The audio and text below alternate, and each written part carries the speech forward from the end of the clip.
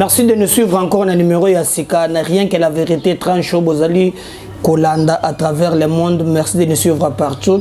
Tolobi avant Otala, il faut d'abord commencer par s'abonner.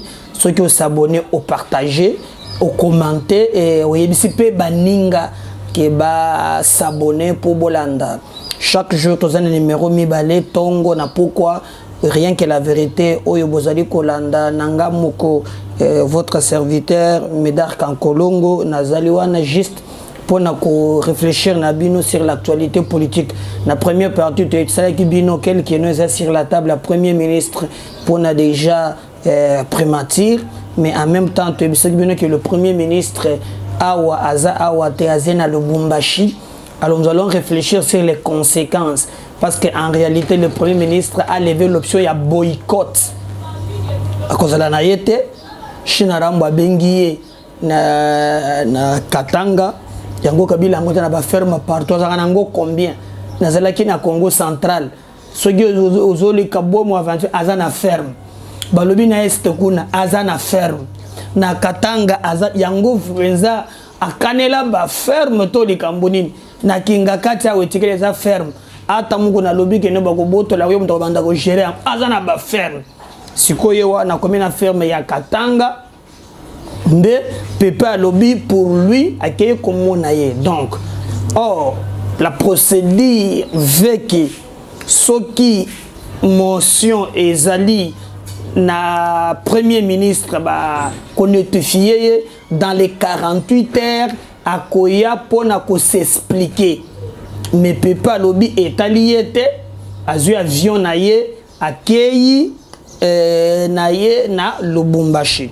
Mais je vais lire avec vous première raison que Pépé Yolokamba a pesi. Na ba proche na yeba lobby yé akoki ko répondre à te na prérogative na bureau d'âge. Alors, je veux que parce que bureau d'âge ou bien bureau provisoire, le lot na yé na règlement il y a assemblée nationale. Est-ce qu'il a raison, oui ou non? Règlement intérieur Assemblée nationale. Dans un article 12, et lobby, le bureau provisoire a pour mission de faire procéder à 1. La validation des pouvoirs des membres de l'Assemblée nationale. 2. L'élaboration et l'adoption du règlement intérieur. 3. L'élection et l'installation du bureau définitif de l'Assemblée nationale. Et vous allez comprendre, et l'article 13 est clair. Aucun débat dont l'objet est étrange à sa mission ne peut avoir lieu sous la présidence du bureau provisoire. Nazo bandela. Est-ce que bozo mona tenet na logique oyo de l'autre côté Pépé Aliko Azali ko trouver gainaye je suis dans règlement intérieur et Assemblée nationale article 12 et 13 et définir matière il y a bureau provisoire. Donc très bien, le bureau provisoire a pour mission de faire procéder 1. La validation du pouvoir des membres de l'Assemblée nationale. 2. L'élaboration et l'adoption du règlement intérieur. 3.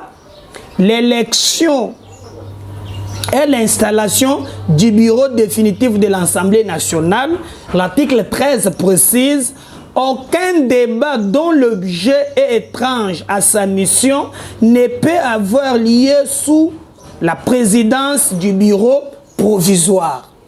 Balobi bureau provisoire Moussa Nango ya liboso 1 ezali ya ko valider ba mandat ya ba eli 2 ya ko faire ya mibale ko sala règlement intérieur 3 ya ko sala élection ya bureau définitif. C'est-à-dire que vous allez voir que quand l'arrêt de la Cour constitutionnelle arrive, je parle très bien, ezali bien stipulé, na lingi le loto zala correct nabino, arrêt à cour constitutionnelle, l'arrêt de la cour 38-14 et rendre arrêt na yango oyo pona 30 jours ba pesi ba matière oyo bureau d'âge et sengeli et ça là entre autres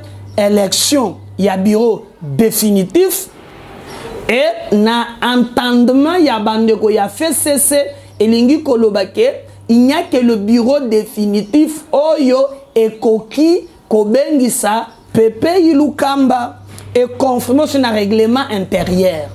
Maintenant, le cannabis, il se pose un problème.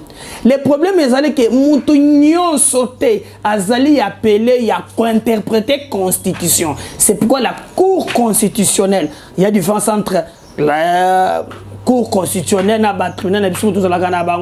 tribunal d'épée et consort. C'est pourquoi Cour constitutionnelle, ils ont droit à incarner l'honorabilité na katina yango. Et de lors que va rendre arrêt, tout le monde doit s'incline. Alors, le problème maintenant se pose à niveau où Pepe Ilukamba refuse automatiquement pour être à Koki, en aucun cas que se présenter dans le bureau d'âge.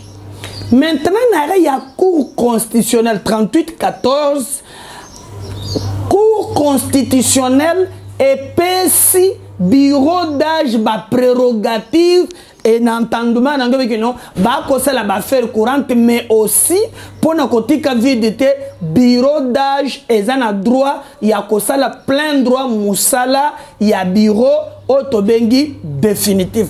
C'est ce qui fait que bomonaki 301 députés ba signé pétition wana motion de censure contre le premier ministre.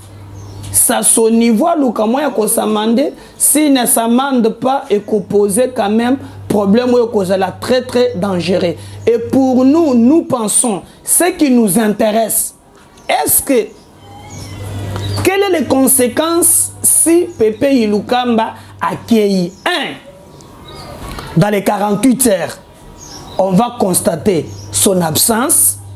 Il violera l'article 248, je me trompe, règlement intérieur.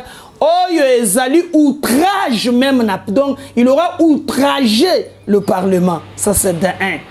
Et cet outrage, il aurait aussi violé intentionnellement la Constitution parce qu'il a saisi d'office balandi procédure le débat qu'il engage et c'est qui d'abord est le niveau de la Cour constitutionnelle et d'ailleurs donc fait cesser baloba boy à l'époque mokolobaya na assemblée nationale que non ba décision nyonso ya Cour constitutionnelle déni les faits et talibangoté mais maintenant aujourd'hui bazali vraiment bloqué par ces arrêts, on va rendre bango justice. Donc le premier ministre a constaté l'outrage dans le Parlement. Dès que le Parlement est constitué à son absence, alors qu'il a été saisi à saboter le Parlement, il aurait délibérément violé la Constitution, violation intentionnelle. Ayebi procédure en matière qui est respectée et de son côté il a jugé des boycotts donc à saboter le Parlement pour nous faire plaisir na Chine ramboza na kingakati soki bango na tukwe soki bango na nini na yebakate les professeurs des universités en contrepartie parce que même ata premier ministre Badechouar ya ata balongolier jour et lundi, la loi dit il est habilité à kende côté que démission naïe et pas le président de la République. Alors la logique voulait que Pepe déjà avant comme à Bongo, ce qui Kabila Sali a combien de démission accueilli. Alors Azali ko s'exposer n'a pas poursuite. Donc boka monté ce qui Pepe ndenge zaliwana lobake et abeta vrikil akatisa na ye na lumbango akomata na braza non na kuna braza te azana katanga agobeta tamoko Zambi zomon akatisi na ye pona mona kikabula yakiko yamba ye ou bien Kabila lugila tamwa na kuna bazamba eleki ebele soko kobata mata na ferme kuna bisika kobata maizali et il doit tirer les conséquences. Si vous regardez très bien bon mona kike Ngoyi Mulunda Pepe n'a pas conseil Omoningo Mulunda te. A Telemi. Oh, pour lui, Makambwe Matekita, il faut Kabila. Le loyer wana, bakomiko cheba mai 6 fois par jour. Mama wa akotambola partout. Kolata basket na ba din sinaye. Ngobo komiko chaye mai. Donc, en voulant montrer loyauté na individu, qui dit reste na ba fonction wana, ba to ba prêta serment pour servir la République. Mais lui veut être logique à un individu jusqu'au bout pour na yé azalaga na SNCC azwa oyo makambo leka kuna Kabila récompensé comme commissaire premier ministre et il prend le risque d'être poursuivi le Kolangoyi Mulunda pour faire plaisir na China Rambo. Je pense que même pour Nabako qu'on est pour Pépé à cet âge-là, bana na yé basé baboti yango babenga tobenga kaye Pépé ezani toko cholate donc eza ndenga koki kozala et il s'expose na ba poursuite et kozala très dangereux. Et na niveau y ensemble omunifie bomboso kanda zanango awa vie claireye omoni yango to elaka balogaga bokondi vie konuna esili hein vie azongi kimia 12 millions, 3 millions, 18 millions, et kokwa et lokola mbula kuna elengyo nese eli ekutu bazobe tele match na dirkab nde tokoyoka qui atire les bisika wana akorate yete. Donc dans les 48 heures que bazo notifié Pépé a risqué Alzala poursuivi pour na haute trahison. Il a violé intentionnellement la constitution et il veut faire l'amalgame na arrêt au cours constitutionnel et se rendre. Il n'est pas le juge à comité na mbulungana et kozala malamute. Mais pourquoi Pépé ne veut pas démissionner? Et pourquoi le FCC bazolo ka bureau d'âge et salisa bureau définitif? Na pesa na ba réflexion nga misato le kaki na lobby. Le FCC basi bachaki cagnotte musolo. Parce que bazan expérience na bango base de données na bango ezali motion contre le bureau d'âge. Ils ont réussi à avoir 140 signatures. Je vous avais expliqué pour que ce bureau, en réalité, il nous faut 251 signatures. Donc, babandi ko lukaka 111. Alors, si le 111, pour na bango bandu que ce qui matière des bureau définitif, bakende na lombango, bakubimisa kanyaka ebele, bakopesa ni ba député, pour ce mikolo zana ndoko na député atana Kinshasa, bengaye bazuli ata 3 mitu, bali ya konto bien, bali ya konto mabe, donc ce que zana ndoko na député mikolo na Kinshasa, bako cha moyen te, bana mupata sa ko sakanate. Donc, ce que zana bango benga oko sepela. Alors, babadi déjà ko chaka nyok, que no ba meka ko sala comme ça bazwa le 111 qui peut oye ko komela bango. Mais maintenant les éléments à notre possession, dont on peut échanger. Il y a même sur les 60 quelques élus oyo fait cesser à Zelakanayango, précisément il y a peu perdu une trentaine. Balongwepe, tout le monde devait être ministre, tout le monde devait être mandataire, qui ko signé personnellement. Parce que même l'arrêt de la cour et si bango droit que non un élu peut agir en électron libre. Bafongoli brèche moko très dangereuse pour la démocratie.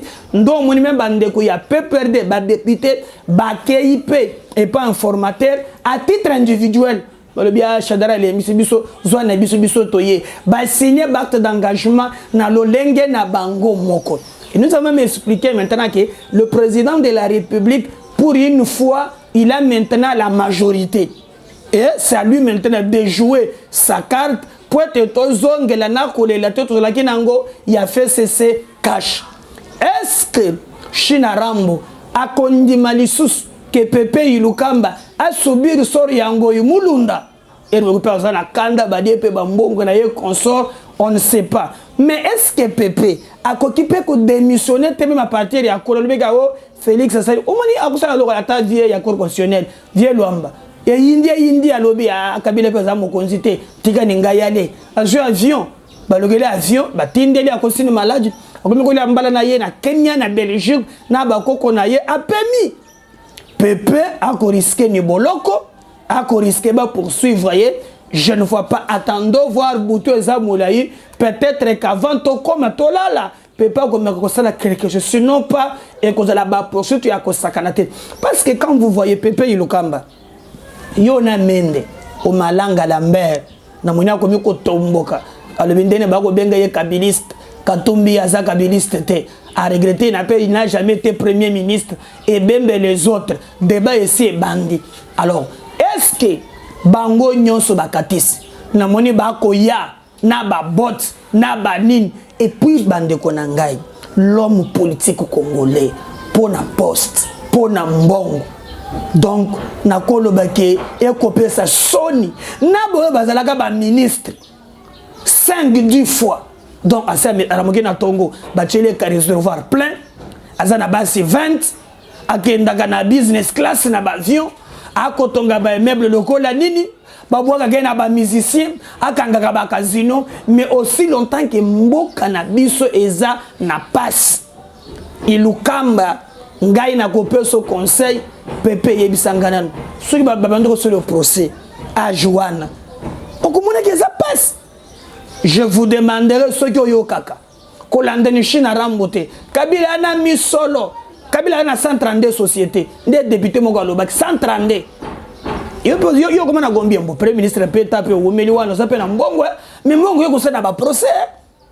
Donc il est grand temps au compte na histoire comment ni mukanda na butu ya lelo avant que ba convoquer plénière wana pour te recevoir pour na yo parce que de toutes les façons le premier ministre aux alliés fruits à coalition fait cesser cash.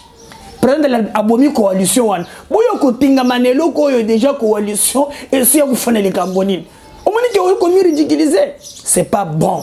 Donc Pepe ngana banza ke okoyoka ningai talendo tango ndezo lagi na mataji yao. Ah, papa nangai.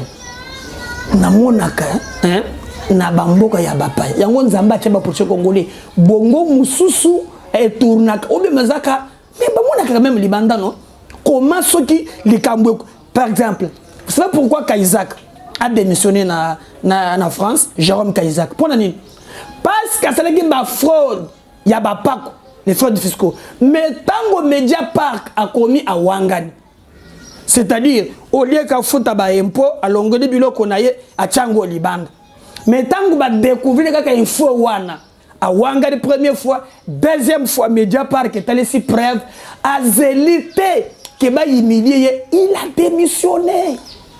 Mais bon, il y a une qualité rwanda. Bisoto lingeni boko Pepe à cet âge-là, na bambongo nyonso yo aussi vraiment ezali kopé sa biso pasi ya kosakalate bisoto kolingate ozala humilié donc ngai medar kankolongo natali age na yo na kolingate ba procès China rambo atika yo na butoa o démissionner na yo pour sauver pour na yo sinon pas le reste et kozala très difficile pour na yo moko donc bando que faut boyeba ke peut pas aller courir jusqu'aujourd'hui ba poursuite ezali simanaye. Et nous allons voir ce qui va revenir après. Et dans le prochain numéro, nous allons continuer pour notre côté de suite Yamakambo, Ndenge, Ezali, Koleka. Et nous allons revenir pour vous montrer Nini et Koleka. Mais de l'autre côté, nous apprenons aussi que Bandego a fait cesser, si ba boycotter plénière, Bakozala na bangote, ah, Mokilimbanga Ntabe, le lot fait cesser à Komiko Kima Parlement. De l'eau comme il boycotté, tant que tu bandis qu'on boycotte. Mais il y a un senga pe bato fait c'est opposition parce que la Kango bongoté. Opposition sengaka na tindi bino et puis de sanga bonganga. Pour qu'il y ait des cours, hein, il y a des déclarations. Il faut vous vimbi sa Kango na autorité. Nous, le FCC, vu l'article violet et consort, et au copé sanini wana poa. Et aussi vous le capé petit bato mbagaba piné. Beaucoup le bagaga na ba top Congo. Non, et ça tamboula rappel bongote. Opposition tamboula kana moi marche, na moi city, na moi gaz, hein? Et c'est la rappel moi bien. Na Monica lève marche à suga oyo, bah c'est là qui na oya suga bandango na kohydro et sugi na 20 mai. Marche les plus courts du monde. Mais nous sommes au sengi, boba qui s'appelle moi, hein? Moi marche, moi gaz. Kasongo bongisi moi gaz ya mauve, bozu yango bosoki moi muke, soto bete ba boma, hein? pour que mes amis ouais tout ça déclaration que la TV5 monde et qu'on vimbi sa opposition le lenge bozo salé la yango en tout cas ezagaka vie mende marche salaki à 2 mètres wana alongwa tie sapato wana katisi agamene donc en tout cas botika di muke moi je vous encourage de faire l'opposition ata bokomi ko djembele sima ya Martin oh Martin et boina boy botika ne Martin Fayulu asala makambo na ye le plus important nous vous demandons de vous organiser. La beauté de la démocratie, c'est la contradiction. Vous avez le droit de contester, mais Bolukapé, vous savez la marche, basitine, hein, moi mouvement Koutoumbe, c'est n'a Koutoumbe Pine. Moi que ça, et moi que ça, ça c'est Koutoumbe, n'a Koutoumbe Pine ne tout le monde. Kabange Numbi, hein, Bozu Pine, Botombi, tout ça, et qu'on vive sa démocratie. Merci de vous abonner. Sur MKB officiel, partagez nos vidéos, aimez, Singapé Baninga s'abonner et si Dieu ne revenait pas, Tokomonana. Merci Nakeli Mboma, si Maya caméra et si Dieu ne revenait pas dans le prochain numéro, bye.